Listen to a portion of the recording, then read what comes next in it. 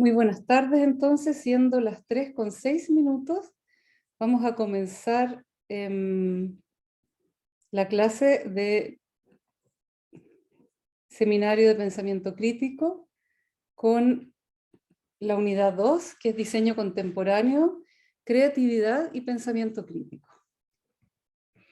Voy a hacer un breve barrido muy sintético de lo que vimos en la unidad 1, como para que nos acordemos solamente. Vimos la modernidad, y para entender la modernidad teníamos que retroceder un poquito más, ¿cierto?, al periodo victoriano, para comprender que en el mundo se estaba gestando esta revolución industrial, ¿cierto?, en Inglaterra.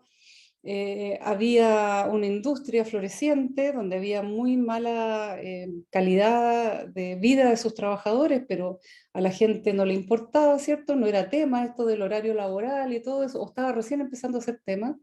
La reina Victoria de Inglaterra eran la potencia mundial en ese minuto.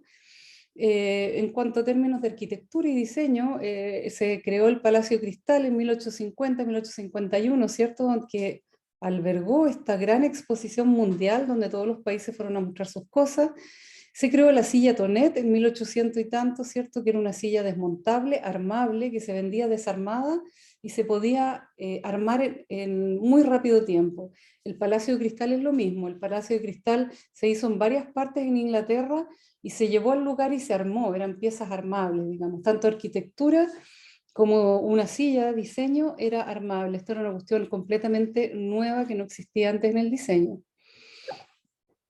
Pero como reacción a esta industrialización y a esta rapidez con que se iban haciendo las cosas, ¿cierto? John Ruskin, que era filósofo y pensador, y William Morris, que era diseñador, arquitecto, artista, etc., fundaron un movimiento que se llamó Arts and Crafts. Aquí arriba está el nombre, Arts and Crafts, en que ellos decían que no podía ser esta cuestión tan rápido, tan industrializada, que eso iba a degenerar a la sociedad inglesa, ¿cierto? Y ellos postulaban de volver a cómo era el mundo en la Edad Media, hacer las cosas con amor, con cariño, desde el principio hasta el final. Obviamente que eso no resultó, porque la industria ya estaba ahí, no se iba a ir, ¿cierto? Entonces lo que había que hacer era intentar cruzar estas dos cosas, o sea, las cosas bien hechas, con amor, hechas impecablemente, con la industria. En ese minuto estaban separadas, ¿no? La industria estaba haciendo cosas de mala calidad y el diseño iba hecho a mano o con maquinarias más bien impulsadas a mano, pero y de buena calidad. Entonces la cosa era cruzar estas dos cuestiones. Empezaron a aparecer varios movimientos, entre movimientos artísticos, pero también de diseño. En eso está el Art Nouveau, ¿se acuerdan? Gustav Klimt era el exponente con su cuadro El Beso, pero también el Art Nouveau, en el diseño, ¿cierto? Hubo paraderos de micro, lámpara, arquitectura, hubo muchos objetos de diseño del entorno doméstico que se crearon con esta idea del arte joven o Art Nouveau, que era el arte que renacía después de este periodo victoriano, encerrado, antiguo, conservador. Es de este arte joven, libre. De hecho, Gustav Klimt andaba en bata, en unas túnicas, que era una cosa impensable para su época, al principio del siglo XX. Luego los talleres de Viena, ahí mismo también, porque Gustav Klimt era austríaco, en Viena, la capital de Austria, se armaron estos talleres que eran una cooperativa privada, ¿cierto? Y se daban clases de ebanistería, de textil, de distintas cosas, y se diseñaba. Llevaba como el sello los talleres de Viena, que estos son estas dos Ws que se superponen. Esto lo llevaba un privado, como les digo, y la Alemania, que estaba al ladito de Austria, ¿cierto?, miró hacia Austria y dijo, oye, estos nos van a ganar. Por lo tanto, el Estado alemán dijo, no, nosotros vamos a armar la Liga Chilena, Alemana del Trabajo, perdón, y le encargó a un par de arquitectos, por ejemplo, entre ellos Peter Behrens, ¿cierto?, que armaran esta liga. Y Peter Behrens diseñó también, ellos tenían la idea de la obra de arte total, ¿cierto? Desde la casa, la ciudad, la casa, todas las cosas que estaban en la casa, las manillas, las puertas, las ventanas, las alfombras, las sillas, todo tenía que ser diseñado y bajo un mismo concepto, la obra de arte total. Luego, en Holanda había un movimiento que se llamaba de Stiegel, que también el estilo, que también hacía diseño, era un movimiento más bien artístico, pero también está Theo van Doesburg ahí y Gerrit Rietveld, que uno hizo una casa, ¿cierto? ¿Se acuerdan que se las mostré? La casa Schröder, que cuando uno la ve ahora le parece más o menos normal, pero cuando uno la veía en el contexto de las otras casas de la época, era completamente rupturista, ¿cierto? Era vanguardia. Y esta silla famosa, silla roja y azul, ¿cierto? Que la hizo Rietveld.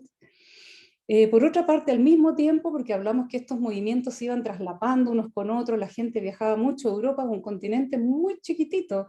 Yo creo que si uno a Chile no lo hiciera largo, sino que lo cortara en cuatro y los pusiera todos juntos como en un cuadrado, quizás podría ser del tamaño de Europa, ¿no? De todo el continente europeo. Entonces, era fácil viajar de un lado a otro, se conocían todos y en Rusia, después de la Revolución Rusa, aparece este movimiento del constructivismo ruso, ¿cierto? El Lissitzky con la cuña roja que golpea al blanco, ¿cierto? Tatlin con su escalera. Y todo este movimiento estaba teniendo lugar en Rusia, estalla la Primera Guerra Mundial, ¿cierto? Y bueno, termina la Primera Guerra Mundial y está el periodo entre guerras, entre el final de la Primera Guerra Mundial y el principio de la Segunda. Ese es un periodo en que todo el mundo quería, por favor, no más guerra, no queremos más, queremos reconstruir el mundo, pasarlo bien, viajar y todo, y ahí aparece este estilo Art Deco, que es un poco concentrado o centrado en las líneas de las maquinarias, de los trenes, de los aviones, de los barcos. Ahí hay un afiche de Cassandre abajo, un icono de ese diseño es la cafetera, ¿cierto?, de Vialetti. Todo con estas facetas o encuadres, digamos, planos encuadrados, que es como lo más característico de este movimiento. Y era un movimiento que no estaba basado en postulados políticos, ni de industria, ni de nada, sino que era más bien, se llama como que es un movimiento más bien de la sociedad o social, no es un movimiento político, pero es fácilmente reconocible por sus formas. Luego aparece la Bauhaus, ¿cierto? En 1919, todo esto se van traslapando, voy yendo hacia adelante y hacia atrás también, ¿eh? Aparece la Bauhaus en 1900, ¿estoy grabando? Sí. 1919, perdón, me retrocedí, tengo que retroceder una.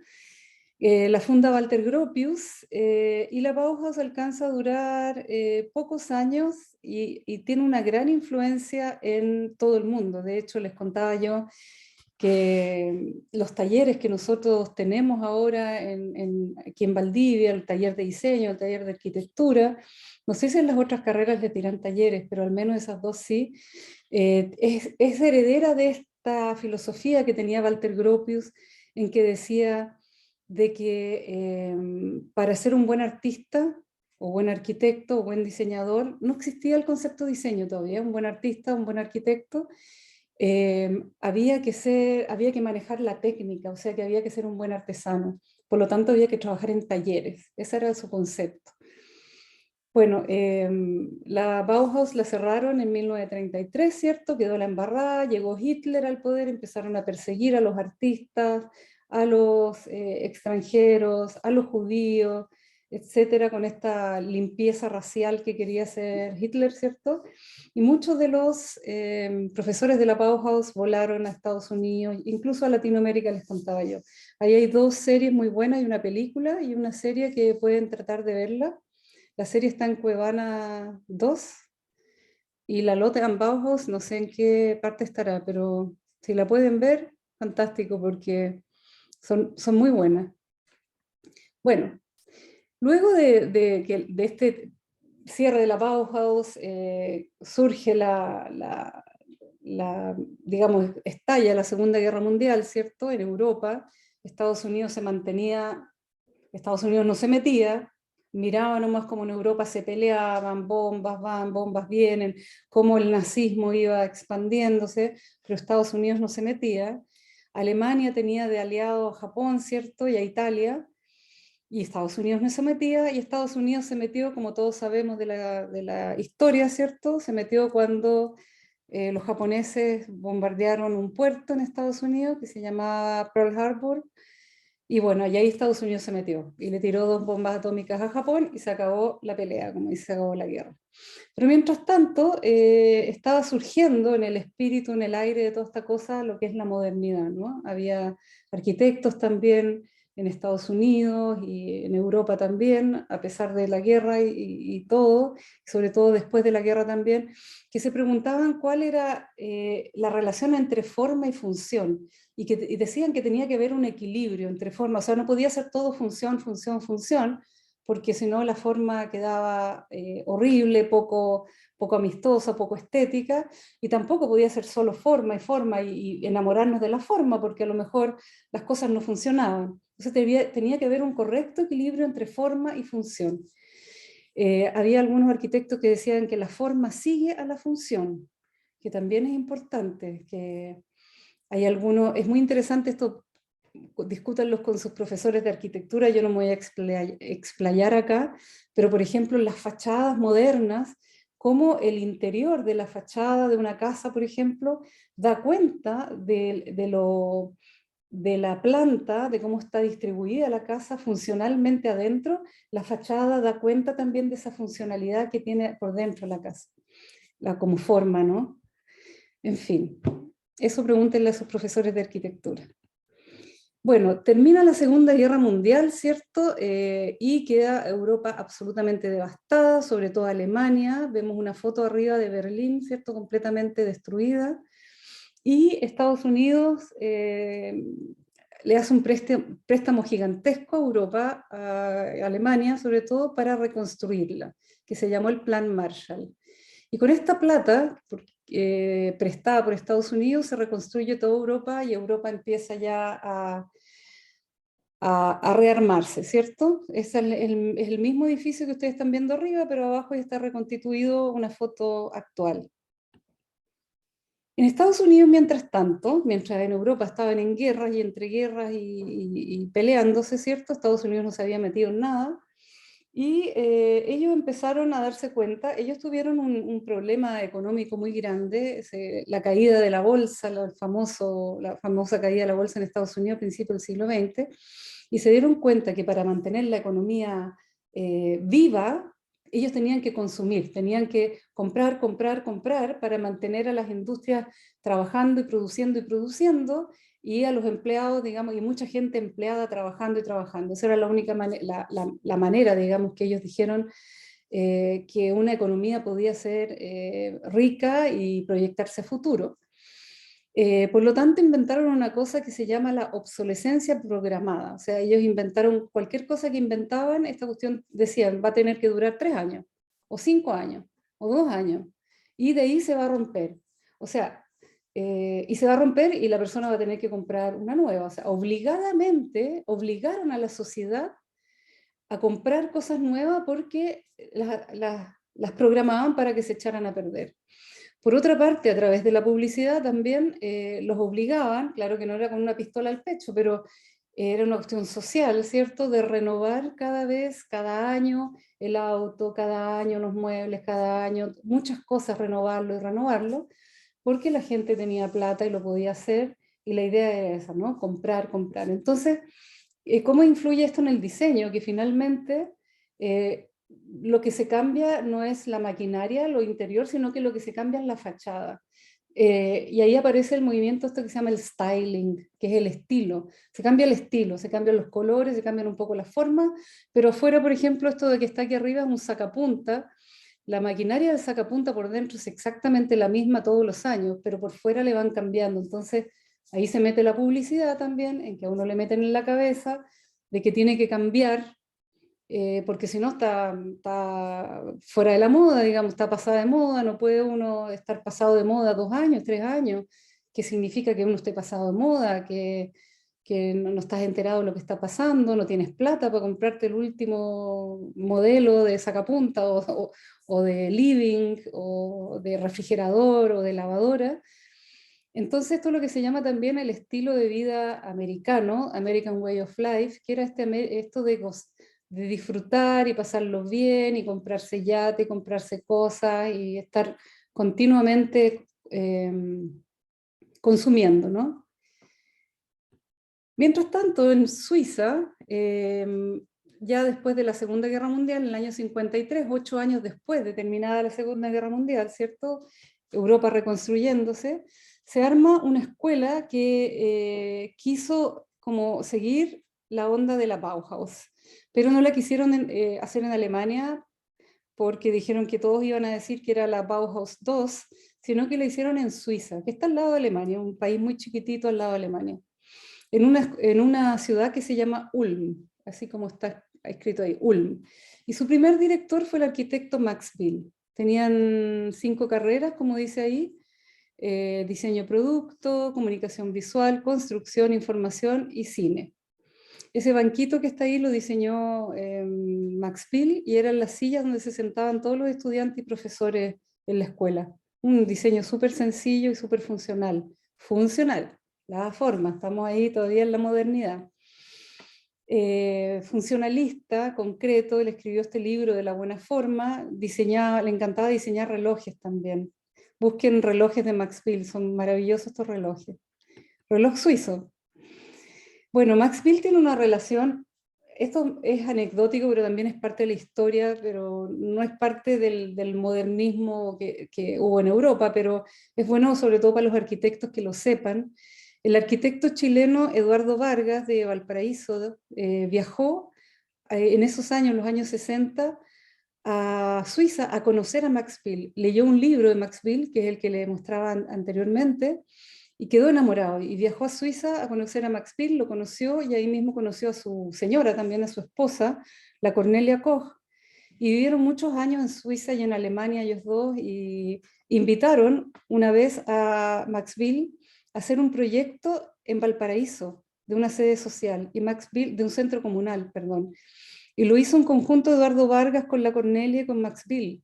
Nunca se llegó a concretar, pero tenemos una relación ahí directa de la escuela de Ulm, ¿cierto? Max Bill, Eduardo Vargas, Chile, eh, que es muy interesante, cómo el mundo, digamos, finalmente es tan pequeño, ¿no? Bueno, Max Bill decía que la arquitectura tenía 3 leyes, entre comillas. Primero que todo, debe ser ante todo modesta y clara. Fíjense bien, porque esto que empieza a aparecer modesta y clara son los inicios del minimalismo, y luego vamos a ver un diseñador minimalista que habla de lo mismo. Debe ser ante todo modesta y clara. La arquitectura es un arte cuando todos sus elementos, o sea, la función, la construcción y la forma, la construcción agregó acá, están en perfecta armonía.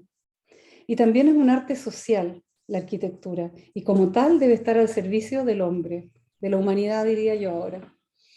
Eso le gustó mucho a Eduardo Vargas, que la arquitectura fuera un arte social, ¿ya? Y no una cuestión de élite, sino que era para la gente.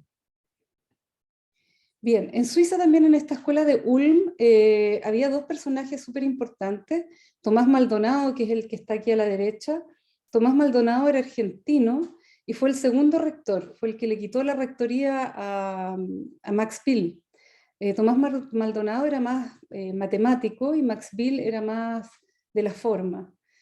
Y en ese minuto los estudiantes prefirieron seguir una línea más matemática para la escuela y votaron por Tomás Maldonado. Fue muchos años rector de la escuela de Ulm. Y este señor, es que está aquí a la izquierda, Otto Eicher, era un diseñador también y también fue fundador de esta escuela y fue profesor, funcionalista, concreto. Escribió un libro que se llama El mundo como proyecto, que está en la biblioteca, y él fue el que inventó estos monitos que todos los conocemos ahora, que los vemos en la entrada de los baños, en los paraderos de micro, en todas partes están para mostrar una figura humana, ¿cierto? Los pases de cebra, los monitos caminando, pero finalmente el que inventó esta manera de representar la figura humana fue él, fue Otto Eicher, y fue en base a esta misma retícula, diagonales, verticales, horizontales, las pelotitas, la cabeza, etc. Asimismo diseñó el logo de la Braun y una tipografía que él llamó Rotis. Y como anécdota, este loco de Otto Eicher tenía una hectárea en Suiza, una hectárea de tierra, digamos, y tenía su casa, su oficina, tenía pozo de agua, se generaba su propia electricidad, tenía sus animales, plantaba y todo, y él le pidió al gobierno suizo independizarse y fundar la República Independiente de Rotis. Eso quería él, pero nunca le aguantaron. Imagínense, lo hubieran aguantado. Mientras tanto, en Inglaterra, ya en los años 60, el año 64, este señor que ustedes ven ahí se llama Robin Day. Él creó la primera silla de polipropileno moldeada por inyección. Esta que están viendo ustedes acá, que probablemente conocen, los que están en la escuela de diseño, vayan a preguntarme que la quieren ver, porque tengo una igualita de esta, negra también. La mía está viejita, eso sí, pero es de este mismo tipo. ¿Y cuál era la gracia? Que era un polipropileno caliente, ¿cierto? Líquido, que se metía en un molde y después el molde se abría y salía la silla hecha. Y así mismo, se cerraba el molde, le inyectaban a presión este polipropileno caliente, se abría y la silla estaba hecha. Y así se podían hacer sillas muy rápido. ¿Cuál era la idea de este Robin Day, cierto? De hacer muebles para una Europa todavía devastada por la guerra. Habían pasado ya 10 años de la Segunda Guerra Mundial, pero costaba mucho recuperarse, y había mucha gente que necesitaba mobiliario hecho rápido y barato y de buena calidad.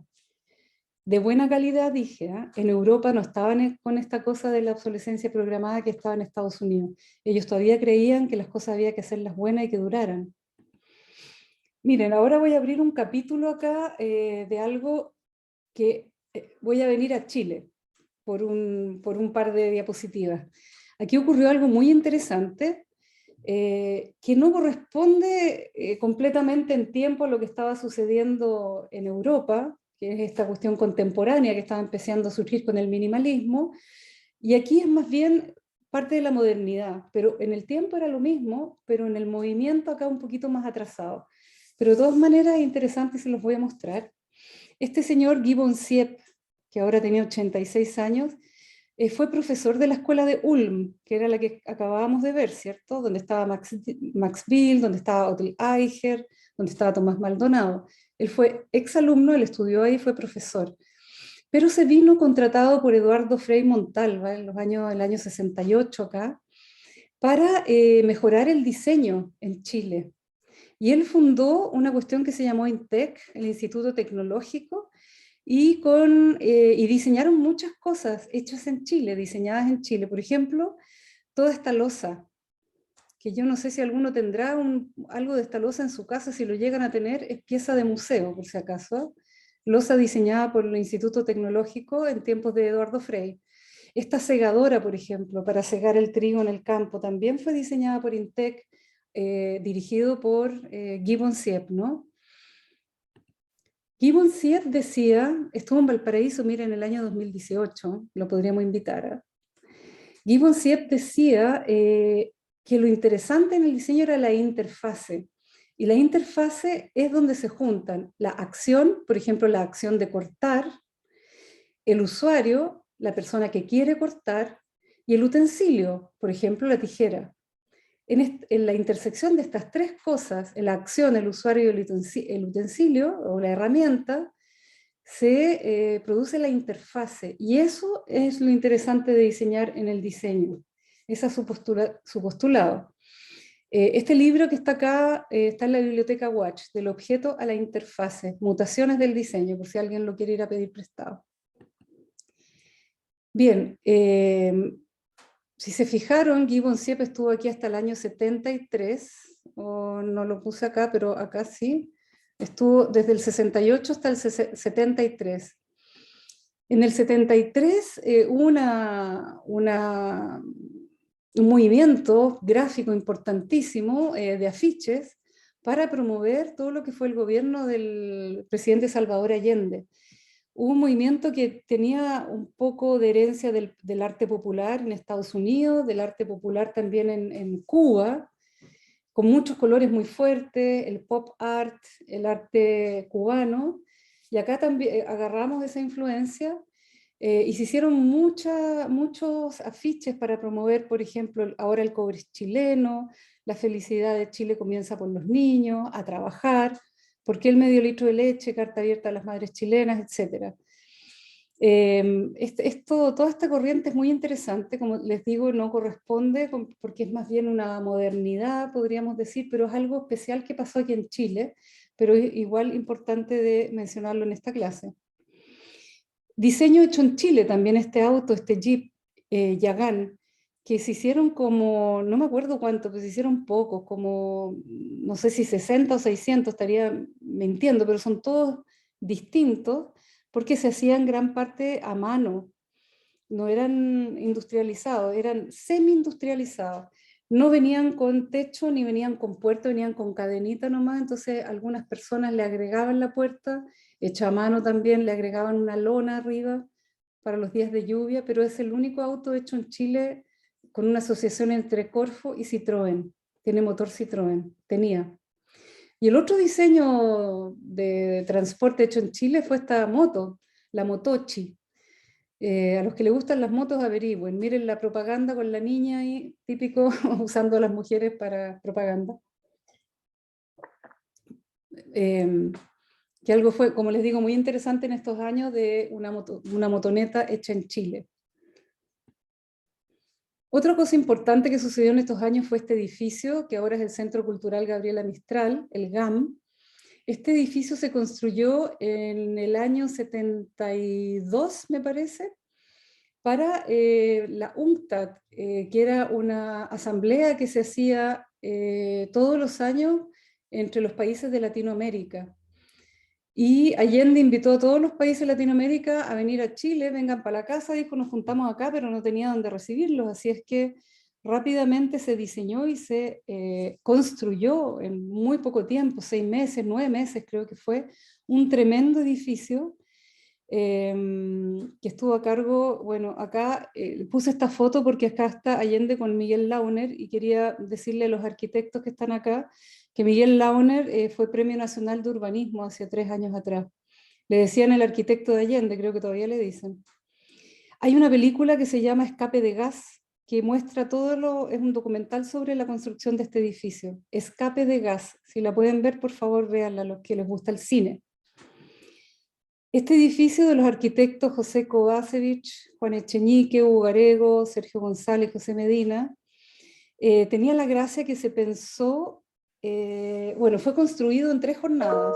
No era que los obreros se fueran para la casa, se iban para la casa, pero después entraba otra jornada, después incluso de noche, se trabajó día y noche en 3 jornadas durante los 9 meses que duró la construcción. Estaba todo absolutamente, el transporte, cómo llegaban las cosas, todo absolutamente organizado. Ahí participó también Gibbon Siep en todo esto. Y la idea era integrar las artes a la arquitectura. Entonces está lleno de obras de arte, estaba lleno de obras de arte este edificio, incorporada el mobiliario, estos, no sé, tejidos, obras de arte que se diseñaron para ese edificio. Todas estas luminarias, este tremendo pescado que flotaba de crin, no, de mimbre. Y esta, por ejemplo, esta era la señalética que diseñó Gibbon Siep con estudiantes de la Universidad Católica de Santiago.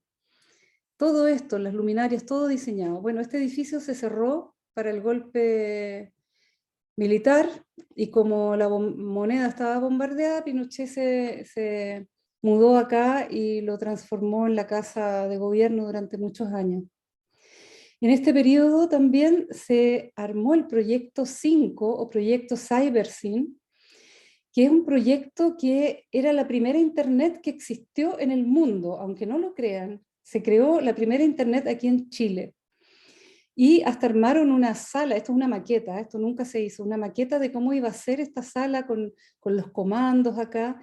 Y la idea era coordinar todo el transporte y todo el suministro en todas las regiones de alimentos. Por ejemplo, no sé, por decir, la fruta de la quinta región o de la región de central hacia el norte, las cosas del sur o la madera del sur, cómo se transportaban a otras partes, las cosas del norte, etc. Todo Chile iba a estar abastecido, iba a estar súper bien organizado en todo sentido, Iba a estar organizado a través de este proyecto CyberSyn o, bueno, sí, o 5.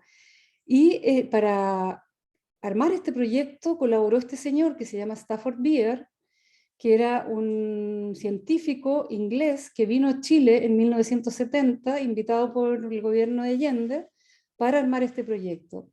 Y lo que dijo él en 1970 es lo siguiente: lo que ustedes están por escuchar hoy es revolucionario, no solo porque esta es la primera vez que esto es aplicado en el mundo, es revolucionario porque estamos haciendo un esfuerzo deliberado para darle el poder a la gente, el poder que nos ha dado la ciencia, permitiéndoles usarlo libremente. Es lo que es Internet hoy en día. Las redes sociales, nosotros entre comillas tenemos el poder, podemos hacer lo que queramos. En ese minuto se pensaba el año 70, 71, 72. Bueno, este proyecto fue abortado absolutamente, nunca más se supo de este proyecto y recién salió hace un par de años atrás, 10 años atrás, que la Universidad Católica de Santiago empezaron a investigar y a reflotarlo, pero quedó absolutamente silenciado y abortado este proyecto después del golpe militar. Bien, nos volvemos ahora, este era un gran paréntesis de lo que estaba pasando en Chile, mientras en Alemania estaba pasando toda esta cosa de la escuela de Ulm, ¿cierto? Pero en Alemania también aparece, ya se estaba gestando, ¿cierto? Un movimiento que se llama minimalismo. Uno podría retroceder hartos años también y ver dónde es el origen del minimalismo, quizás principio del siglo XX, pero con fuerza aparece ya con Dieter Rams, que hoy en día tiene 87 años, que es un diseñador alemán y que armó un decálogo del buen diseño. Y Dieter Rams, bueno, trabajó durante muchos años para la Braun. La Braun es una empresa de artefactos domésticos, ¿cierto? Y él dice lo siguiente: el buen diseño es innovador, el buen diseño provee de utilidad a cada producto. O sea, no puede ser un producto que nos sirva para algo, o sea, la funcionalidad, ¿cierto? Empezamos a mirar el árbol genealógico del diseño para atrás. Es estético, la forma, ¿cierto?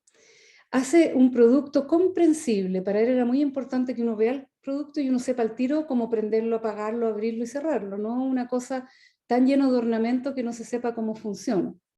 Es discreto, o sea, no tiene que uno entrar a una pieza y ver, wow, tremendo diseño, nada. Tiene que estar como hundido en todo lo que es el entorno de un lugar, digamos. Es honesto, o sea, es lo que tú estás viendo, es lo que es, no es menos. No te están vendiendo, no te están pasando gato por liebre. Un buen diseño tiene un valor anacrónicamente duradero, o sea, si yo me compré un tornamesa, que es esto, en el año 1965, lo puedo tener hoy todavía y no es ningún problema. Y sigue siendo moderno, sigue siendo adecuado para mi living y sigo pudiendo escucharlo, porque si lo he cuidado bien, todavía tiene que funcionar. Un buen diseño concibe exhaustivamente hasta el último detalle. Esto es maravilloso porque eso le digo yo siempre a mis estudiantes. El diablo está en los detalles. Nada de llegar y doblar una lámina y listo. No, hay que doblarla perfecta, que quede impecable. Si voy a dibujar un título, voy a hacer las letras de 1 centímetro todas, no unas de 2, otras de 1,5. ¿Ya? Todo está en los detalles. El buen diseño respeta el medio ambiente, y esto lo dijo en los años 60, 70, Dieter Rams, cuando nadie hablaba del medio ambiente. Y el buen diseño es diseño en su absoluta mínima expresión. Y ahí está declarando entonces el minimalismo, ¿cierto? Nada debe sobrar. Se dan cuenta que en Europa en estos minutos, en estos momentos, cuando en Estados Unidos derrochaban y derrochaban y derrochaban, Dieter Rams dice que el buen diseño tiene un valor anacrónicamente duradero. Qué diferentes maneras de pensar unos de otros, ¿eh? Bien, en Alemania, no es en Alemania, Jonathan Ive, Apple, esto en Estados Unidos, me equivoqué acá, pero Jonathan Ive recoge el guante de Dieter Rams, que es el diseñador de Apple desde el año 97, y él lo incorpora en el diseño de todos los productos. Hay un documental que se llama Objectified, que hacen documentales de varios diseñadores, pero hay uno que es dedicado a Jonathan Ive, o yo le digo Ive o Ive, no sé, Y Dieter Rams dice que Jonathan Ive es el único diseñador que le hace caso, que realmente que no es que le haga caso a él, sino que el único diseñador que cumple con los 10 puntos del buen diseño. Le puse Alemania, nada que ver, a todos le puse Alemania. Eso era lo que se me había desconfigurado y bueno, lo estaba poniendo antes de empezar la clase. En Japón, Ken Yahara es un diseñador que también ha hecho toda una línea en base al minimalismo. Él tiene una tienda que se llama Muji, ahí está el nombre de la tienda, Muji, que no es lo mismo que una está en Santiago, que creo que le reemplazaron la J por H, Muji, que son cosas bien malas, bastante malas. Este es Muji con J, y tiene cosas de muy buena calidad y minimalistas. Casi sin etiquetas, casi sin colores o con muy pocos colores, y los colores son todos bastante suaves o algunos naturales. Escobillas de diente de bambú, por ejemplo, y otras cosas más. John Pawson no está en Alemania, está en Inglaterra, perdónenme. Es un arquitecto inglés que también es un estandarte del minimalismo en la arquitectura, ¿cierto? Y él también está por el diseño completo, ¿no? Por el diseño total que hablábamos anteriormente, que esto viene de la modernidad, en que no solo se diseña la casa, sino que se diseñan las perillas, las manillas de las puertas, el grifo del agua, incluso llega hasta diseñar cerámica, o sea, utensilios de cocina, ¿no? Platos, vasos. Philippe Starck, este francés, no es Alemania, es Francia, también es un arquitecto del minimalismo,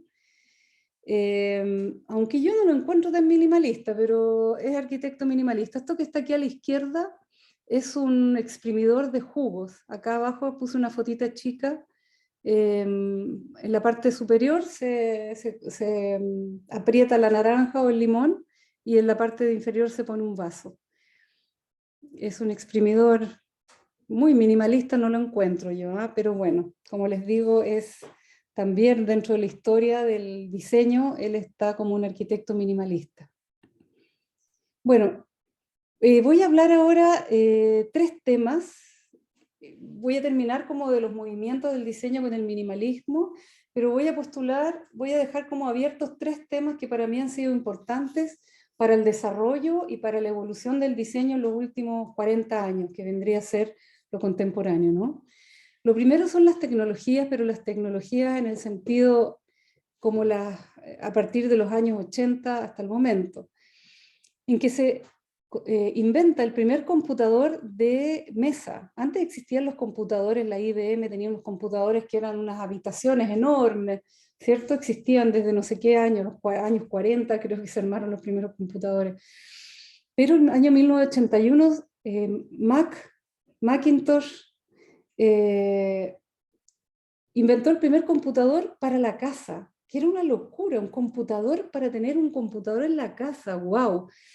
Las agencias de diseño compraron estos computadores y así no tenían que, a mí me tocó cuando yo trabajé, de hecho yo trabajé la primera vez el año 86 y mi agencia donde yo trabajaba, una agencia de diseño en Alemania esto, compró dos computadores Mac y nosotros no lo podíamos creer. Yo al principio no entendía para qué servía un computador. Si yo trabajaba también con letras set, que eran unas letras que se calcaban, con fotocopia, yo trabajaba súper bien, yo no entendía en qué me iba a ayudar un computador. Bueno, me enseñaron a ocuparlo y me di cuenta rápidamente de las ventajas del computador, pero mi computador era más o menos así. Y lo interesante de este computador, que era en blanco y negro, tenía muy pocos colores, unos rojos, brillantes, amarillos, verdes, azules, pero era interesante que estaba conectado a una impresora, entonces yo podía diseñar algo, ahí un texto, cualquier cosa, y lo podía imprimir al tiro. Y no tenía que escribir a máquina primero, ¿cierto? Corregir los errores, escribir a máquina, después recortar esos textos, pegarlos de la manera que yo los quería diagramar y después ir a la fotocopiadora que me sacaran una fotocopia y volver con la fotocopia. Simplemente lo diagramaba en el computador y lo imprimía. Eso era milagroso el año 86. En fin, a eso hasta el momento ha evolucionado a esto, ¿cierto? Esto lo saqué, es el último Mac de mesa y el último laptop que hay, MacBook Air, ¿cierto? Que están en la página web de Mac Santiago. Entonces ha habido en cuanto a tecnología, una evolución enorme. Para el diseño, impresionante. Otra cosa que la tecnología nos ha permitido ahora, y en cuanto a diseños increíbles, es lo de la arquitectura inmersiva, esto de ponerse estos anteojos, ¿cierto? Y estar dentro de un lugar. Y estar dentro de un lugar, y mientras uno está dentro de ese lugar, hay un arquitecto al lado mío sentado que está modificando el lugar donde yo estoy dentro. Entonces puedo estar mirando el proyecto de mi casa y decirle al arquitecto: oye, Pedro, ¿sabes que esa ventana encuentro que está muy chica? ¿Por qué no le poní 40 centímetros más para arriba, ponte tú? Y él lo modifica el plano al lado mío y yo de repente veo, ¡ting!, se abre la ventana y se modifica. Entonces, siento que estoy dentro de mi casa y puedo dentro de mi casa ir modificando cosas, y mientras los arquitectos al lado están modificando, yo lo estoy viendo, ¿cierto? Esto tiene muchas aplicaciones, no solo en arquitectura, en diseño también, y muchas otras aplicaciones más que ustedes deben saber más que yo. La realidad aumentada, ¿cierto? Para catálogos de muebles. El otro día estaba mirando un sillón. Falabella tiene la posibilidad de escanear un código QR con el sillón que yo estaba buscando. Lo puse aquí en mi living y me puso el sillón en el living. Después lo podía mover, ver el tamaño que tenía. Para catálogos de muebles eso está excelente. La empresa IKEA, que es sueca, todos sus objetos están con estos códigos QR, una lámpara, las cubrecamas, todo, las cosas de cocina. O sea, todo tú lo puedes escanear y meterlo en tu casa y ver cómo se ve antes de comprarlo. Para el cine también, que uno puede con el celular ponerlo en la película y te aparece quién es el actor que tú estás viendo, por ejemplo. Para los libros, un libro que tiene un plano, tú lo miras a través del celular y el plano aparece en 3D, ¿cierto? Para mapas de ciudad, ustedes ya conocen esos juegos, etc. Esto ha cambiado muchísimo las posibilidades del diseño, las maneras de hacer y de pensar el diseño. La bioingeniería, ¿cierto? La impresión 3D, hace poco, un par de años atrás, se imprimió un corazón de rata. Yo no sé si ya se han imprimido, se dice imprimido, ¿eh? Por si acaso no lo dije mal. Se han imprimido corazones humanos ya, no lo sé.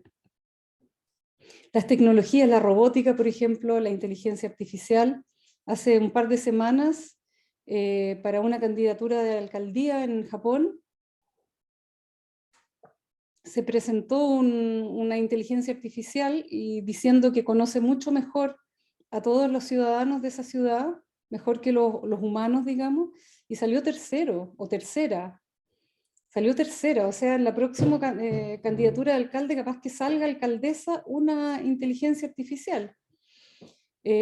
Hace poco el ministro de Japón fue a una cena y llevó un robot, y el robot fue el centro de atención de todos, saludó a todos, se sabía el nombre de todos, preguntó por la señora y por los hijos de todos, o sea, sabía más de lo que sabe una persona, de lo que se puede recordar.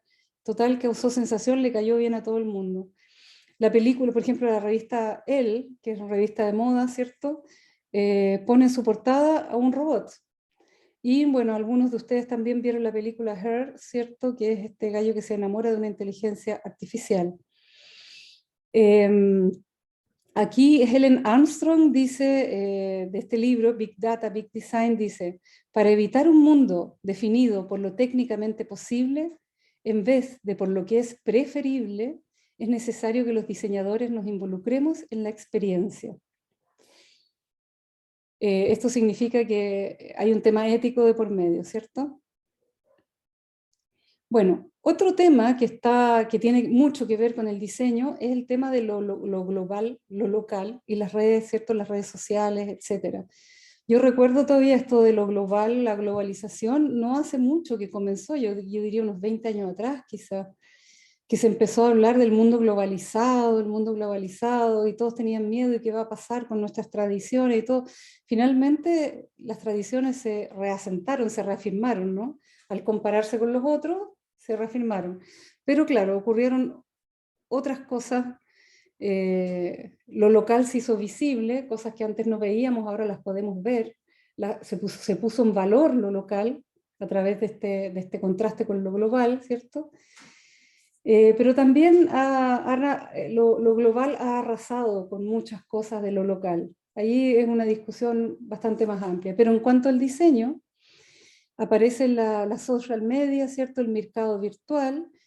Antes de que empezara la pandemia hubo un gran congreso, seminario, simposio de dueños de malls de todo el mundo para discutir de que AliExpress cada vez estaba llevándose más ventas y eso podría ser una amenaza para los centros comerciales del mundo.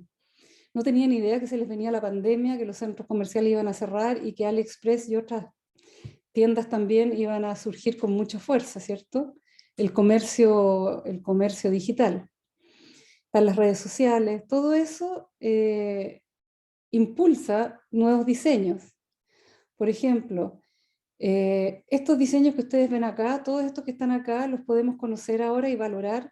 Son diseños locales, son hechos en Chile, todo, en base a fibras o materiales naturales, originarios de acá, por ejemplo el mimbre, la madera, distintos tipos de madera, pero son nuevos diseños.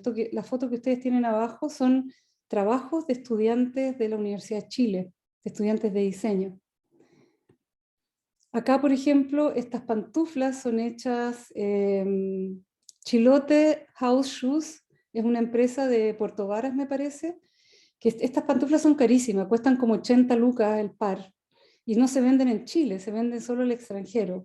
Y lo que venden, aparte de la pantufla, que debe ser muy cómoda, muy bonita, lo que venden es lo local que está por detrás de la pantufla. Las suelas son de cuero de salmón, la lana es de oveja, pero además es un comercio justo porque en la página web de esta empresa salen las señoras tejiendo, salen las ovejas, un paisaje maravilloso, el volcán Osorno. Entonces lo que están vendiendo es toda una onda junto con las pantuflas, ¿no? Uno no compra solo la pantufla, uno compra el paisaje, las ovejas, las señoras, compra todo eso. Todo eso local uno lo compra a través de un solo objeto.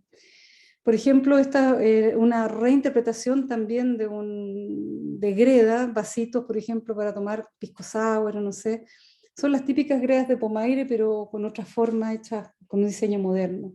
Bueno, lo que les decía yo ahora, cualquiera puede hacer algo en su casa, muy local, y venderlo por redes, ¿cierto? Eso no es problema, no necesito tener tienda, ni pagar arriendo, ni teléfono, ni una cuestión como era hace 10 años atrás, 15 años atrás. Esta es otra empresa local, ella es Gato Fisha, esta es una chica que es valdiviana, que le ha ido súper bien, ha viajado por todo el mundo mostrando sus cosas, una diseñadora de acá nomás, de Valdivia, inteligente, también juguetes para niños, con lana, con madera, ha viajado por todo el mundo, como les digo yo, mostrando sus productos y los exporta a muchas partes, y son todos producidos en Valdivia. Otro tema grande con respecto al diseño es la sustentabilidad, ¿cierto? Usted ahora se habla de sustentable para arriba, sustentable para abajo, ¿cierto? Todo tiene que ser sustentable y está súper bien. Antes había las 3 R nomás, reciclar, reutilizar y no me acuerdo. Ahora hay como 10 o 11 R, acá hay varias. Rechazar, recuperar, reciclar, rediseñar, reparar, reutilizar, reducir, que es lo que se llama la economía circular, ¿cierto? Uno de los puntos de esta economía circular que lo tengo acá resaltado en rojo es rediseñar.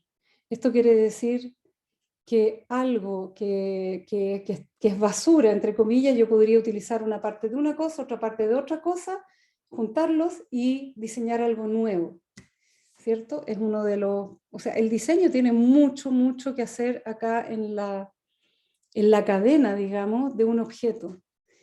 Hace poco, hace un mes atrás, hubo una charla que era para ustedes también, creo que era para la escuela de diseño, perdón, no para todos, era para la escuela de diseño, pero fueron muy pocos estudiantes de una empresa en Santiago que se dedica justamente a esto, a estudiar la cadena de producción de un objeto. Y cuando uno dice, por ejemplo, ya, voy a sacar el lápiz, un lápiz, ¿cierto? Un lápiz Bic. Pero el lápiz tiene distintas partes. Tiene, por ejemplo, la tapa que es de un plástico, la tapita chica que es de otro plástico, esto que es de otra cosa, la tinta. ¿Cómo hacer la tinta? ¿Cómo se hace la tinta? En base a petróleo, ya. El petróleo, ¿cómo se hace? Tenemos que ir a sacar el petróleo del fondo del océano, cada vez más al fondo, ¿cierto? Porque ya no hay en capas superficiales. Para construir estas tremendas plantas petroleras que se necesita. Entonces, finalmente, la huella que tiene un lápiz, cualquier lápiz, es enorme, no solamente el lápiz. O sea, están las plantas petroleras, todo lo que toda la obra de mano, la gente que está trabajando ahí, toda la contaminación que producen. Y luego yo escribo con el lápiz, se me acaba la tinta y lo boto. ¿Qué pasa con ese lápiz? Entonces, un objeto no es solamente el objeto que tenemos en nuestra mano, ¿cierto? Sino que es un objeto largo hacia antes de que existe este objeto y es un objeto largo hacia después. Es antes, durante y después. No es solamente lo que tengo en la mano. Y ahí el diseño tiene mucho, mucho que hacer. A propósito de rediseñar, quería referirme a este caso que es muy interesante, que surgió en Cuba el año 89, cayó el muro de Berlín, ¿cierto? Cayó la Unión Soviética, y Cuba dejó de recibir apoyos de la Unión Soviética y se apretaron los cinturones y armaron este libro con nuestros propios esfuerzos. Algunas experiencias para enfrentar el periodo especial en tiempo de paz. El periodo especial era cero plata, estrechez económica. Y lo que hicieron fue recolectar por todo Cuba todos los saberes haceres de muchas cosas, cómo parchar zapatos, cómo remendar ropa, cómo hacer comida con pocas cosas, cómo arreglar la bicicleta, etc. Y todos lo juntaron en este libro. Ese libro lo tengo, de hecho, se los voy a subir.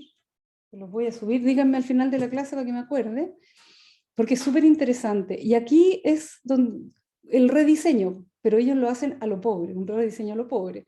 Por ejemplo, tienen el auto, se le quebraron los dos focos, le ponen un poto de una tapa de bebida pintado de rojo y con una ampolleta probablemente detrás y funciona igual, rediseño. Acá un teléfono con un pilar de no sé qué cosa, un disco LP cortado y funciona como ventilador. Acá, por ejemplo, unas bandejas de comida de aluminio con unas latas de bebida funciona como antena de televisión. Entonces, todos esos saberes de saber hacer en Cuba se dieron por esta estrechez económica, pero el ingenio, o sea, nosotros los seres humanos somos súper ingeniosos. Lo que pasa es que mientras más recursos y más comodidades tengamos, más flojos nos ponemos porque tenemos todas las cosas hechas. Pero a medida que nos van faltando las cosas, vamos ejercitando la cabeza, ¿no? Bueno, esto es un caso especial en Cuba que se llama desobediencia tecnológica, que es muy interesante. Está también el ecodiseño, que también tienen sus 10 leyes, el ecodiseño, la reducción material, diseño por desmontaje, o sea, hay que poder desmontar todas las piezas de un diseño para poder reciclarlas en distintos lugares, ¿cierto? Intentar la monomaterialidad o materiales bio. Acá, por ejemplo, hay un juguete que es de un solo material, entonces, pues si lo boto, ya no, o lo puedo reciclar en un solo lugar. No son de distintos materiales. La durabilidad, volvemos a Dieter Rams, ¿cierto? El diseño que tiene que durar. La multifuncionalidad, reutilización y reciclaje, por ejemplo, esta mesa se transforma en una silla, pero también se puede plegar y guardar. Reducción dimensional, las cosas que sean menos, más pequeñas, que se puedan, por ejemplo, en vez de que esta silla fuera de este porte y embalaje para este porte, simplemente se achica y el embalaje es mucho menor, ¿cierto? Diseño de los servicios, como desde dónde hasta dónde van las personas, dónde recogen tal cosa, dónde la botan, etcétera, para que sea mucho menor el gasto energético. Uso de la tecnología de buena manera, ¿cierto? Disminución de las emisiones y ecopublicidad. Bueno, todos esos son términos que no voy a explayarme ahora porque me quedan 3 minutos. Quería anunciarles también o decirles que hay un nuevo diseño o dentro de la sustentabilidad hay un nuevo concepto que es el diseño sustentable regenerativo. ya no solo nos basta con sustentar, digamos, con dejar el mundo tal cual es, un poco mejor para las generaciones que vienen, sino que inventar a través del diseño un diseño que se vaya regenerando a sí mismo, se vaya mejorando cada vez más. Por ejemplo, este es un caso de esta empresa Bureo, que ellos se dieron cuenta que gran contaminación de los mares y una importante contaminación de los mares eran las redes de los pescadores que las botaban al mar, o sea, o redes que no servían, quedaban en el fondo del mar y quedan y quedan y quedan, produciendo una contaminación enorme, en Sudamérica sobre todo, y empezaron a recogerla, a elaborarla y a hacer estos pellets de plástico, ¿cierto? 100% reciclados de estas redes, a hacerlos como hilos, y con estos hilos se pueden hacer, por ejemplo, tejer shorts. Este es un short tejido con finalmente de redes de pescador, ¿cierto? Marca Patagonia, se vende súper caro, súper bien. También se pueden hacer con estas peles, se pueden hacer anteojos, skateboard y un montón de otros productos. O sea, lo que ellos venden es este producto como pellet o como hilo a distintas empresas que hacen distintos productos. Dice que hay 30 comunidades participando en coleccionar en 6 países estas redes, que ellos las compran, ¿cierto? Hay 6 países trabajando en esto, Chile está entre ellos, y dice, hay 3,6 millones de libras, no sé cuánto será, de redes de pescadores que están botadas, o sea, que se pueden reutilizar. Si quieren, vayan a bureo.co y ahí pueden ver más información. Otro ejemplo de diseño sustentable regenerativo es esta Biomimicry, que es una empresa que se autodefine de la siguiente manera: somos el puente entre biología y diseño, avanzando en la adopción de estrategias inspiradas en la naturaleza para ayudar a resolver uno de los problemas más urgentes de nuestro tiempo. Por ejemplo, diseño para descomposición. Por ejemplo, porque ellos dicen que hay mucha ropa, aquí lo dice creo, producimos más de lo que podemos comprar y compramos más de lo que nos podemos poner. La industria de la moda produce más de 100 billones de ropa cada año para 7,5 billones de humanos. O sea, 100 para 7,5. Más del 50% de esta ropa es donada o es botada dentro de un año. O sea, ustedes ya saben que una de las cosas que más contamina son las bolsas plásticas, ¿cierto? Que hay islas de bolsas plásticas en el océano, pero otra cosa es la ropa. Y la ropa tiene que ver con esa cuestión de la obsolescencia programada. No es que la ropa después de 3 años se rompa y no la puedes usar, pero la moda, ¿cierto? Tenemos metida la cosa de la moda, la moda. Nosotros en Chile aquí no tanto, y sobre todo en Valdivia no tanto, pero en Santiago más, y para qué decirte en los países ricos, absolutamente. Están ahí pendientes de que salga la última temporada para comprarla y lo demás botarlo o regalarlo, pero sobra ropa y contamina la ropa. Entonces, aquí hay un diseño para cómo descomponer la ropa, por ejemplo, basada en cómo la naturaleza descompone los materiales. Inventaron basado en la estructura de la tela araña, inventaron una fibra para tejer tejidos súper duraderos, por ejemplo, y livianos. En eso están, basados en la naturaleza, están inventando un diseño sustentable y regenerativo. Biomimicry.org. Y para los chicos de diseño que se interesen por esto, pregúntenle a su profesora Camila Hernández. Ella sabe de estas cosas. Y esta es un ícono, ¿no? Del diseño, la Neri Oxman, que además que es preciosa, que podría ser Miss Universo, digamos, es inteligentísima, es una científica, y ella fundó esta empresa que se llama Oxman, como su apellido. Está repensando el diseño para empoderar el futuro de una completa sinergia entre la naturaleza y la humanidad. Nosotros estamos llamando a un cambio entre un diseño centrado en lo humano hacia un diseño centrado en la naturaleza. Búsquenla, Neri Oxman, ahí yo no voy a tampoco... Estos son diseños basados también en cosas naturales. Tiene una tremenda cuestión la Neri Oxman. Búsquenla, por favor, porque es muy interesante. Bueno, y como para cerrar, una pregunta para ustedes, y esta la respondió Dieter Rams hace poco, ¿no? Le preguntaron cuál es el diseño del futuro. Y él dijo, bueno, una posibilidad podría ser menos productos, más sencillos y con mayor calidad. Finalmente vuelve, ¿cierto?, a una síntesis de los 10 puntos del buen diseño que él tiene, que también se condicen con el minimalismo y también se condicen con todo este diseño sustentable que acabamos de ver.